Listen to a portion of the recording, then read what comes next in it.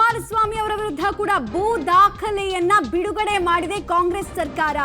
2023 ಜನವರಿಯಲ್ಲಿ ಮೂಡಾದಿಂದ ಮಂಜೂರಾತಾದ ಬಗ್ಗೆ ನಗರಾಭಿವೃದ್ಧಿ ಸಚಿವ ಬೈರತಿ ಸುರೇಶ್ ಅವರು ಹೇಳಿಕೆಯನ್ನು ಕೊಟ್ಟಿದ್ದಾರೆ. ವಿತ್ ಡಾಕ್ಯುಮೆಂಟ್ ಅನ್ನ ಕೂಡ ಇಲ್ಲಿ ಹಾಕಲಾಗಿದೆ. ಯಾವ ಸಂದರ್ಭದಲ್ಲಿ ಕುಮಾರಸ್ವಾಮಿ ಅವರು ಅರ್ಜಿ ಹಾಕೊಂಡಿದ್ರು ಅನ್ನೋದನ್ನ ಕೂಡ ನೀವು ಗಮನಿಸ್ತಾ ಇದ್ದೀರಿ. 2017, 19, 20ರಲ್ಲಿ ಬದಲಿ ನಿವೇಶನಕ್ಕಾಗಿ 3 ಪ್ರತ್ಯೇಕ ಅರ್ಜಿಗಳನ್ನ ಹಾಕಲಾಗಿತ್ತು.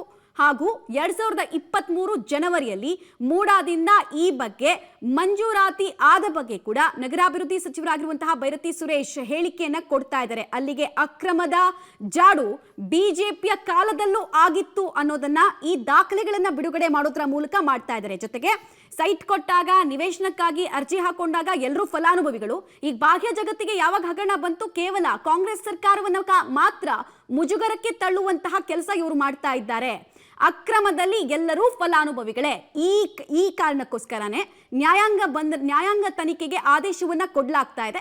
ಯಾರ್ಯಾರು ತಪ್ಪು ಮಾಡಿದ್ದಾರೆ, ಯಾರ್ಯಾರು ನಿಜವಾಗ್ಲೂ ಇದರಲ್ಲಿ ಸತ್ಯವಂತರು ಅಂತ ಗೊತ್ತಾಗುತ್ತೆ. ಸರ್ಕಾರ ಇದಕ್ಕೆ ಬದ್ಧವಾಗಿದೆ ಅನ್ನೋದನ್ನ ಕೂಡ ಈ ಮೂಲಕ ಸರ್ಕಾರ ತಿಳಿಸ್ತಾ ಇದೆ. ನಿರಂತರವಾಗಿ ಮೂಡಾ ವಿಚಾರದಲ್ಲಿ ವಿಪಕ್ಷಗಳು ಕಾಡ್ತಾ ಇದ್ವು ಸಿಎಂ ಸಿದ್ದರಾಮಯ್ಯ ಹಾಗೂ ಕಾಂಗ್ರೆಸ್ ಸರ್ಕಾರವನ್ನ. ಇದೆಲ್ಲದಕ್ಕೂ ಕೂಡ ದಾಖಲಾತಿಗಳ ಬಿಡುಗಡೆ ಮೂಲಕ ಸಮರ್ಥವಾಗಿ ನಾವು ತಿರುಗೇಟನ್ನ ಕೊಡ್ತಾ ಇದ್ದೀವಿ ಎನ್ನುವಂತಹ ಸಂದೇಶವನ್ನು ಕೊಟ್ಟಿದ್ದಾರೆ. ನೋಡ್ತಾ ಇದ್ದೀರಾ, ವಿರೋಧ ಪಕ್ಷದ ನಾಯಕರುಗಳಿಗೆ ಹಂಚಿಕೆಯಾದಂತಹ ನಿವೇಶನಗಳು ಯಾವ್ದು ಅಂತ. ಅದರಲ್ಲಿ ಎಲ್ಲರ ಹೆಸರು ಇದೆ. GT ದೇವೇಗೌಡರ ಹೆಸರಿದೆ, ಸಾರಾ ಮಹೇಶ್ ಅವರ ಹೆಸರಿದೆ.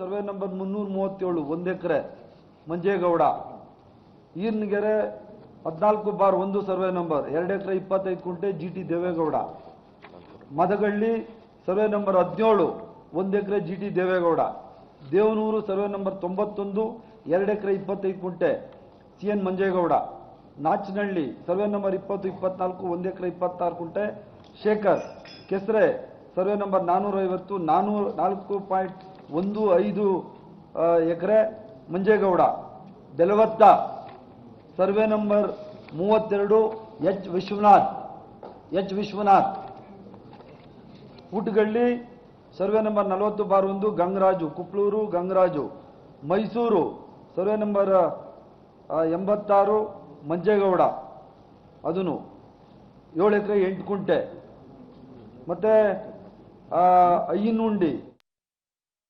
ಬೈರತಿ ಸುರೇಶ್ ಅವರು ಅಲ್ಲಿ ಹೇಳ್ತಾ ಇದ್ರಲ್ಲ, ಇದೆಲ್ಲವೂ ಕೂಡ ವಿರೋಧ ಪಕ್ಷದ ನಾಯಕರುಗಳಿಗೆ ನಿವೇಶನ ಹಂಚಿಕೆಯ ವಿವರಗಳು.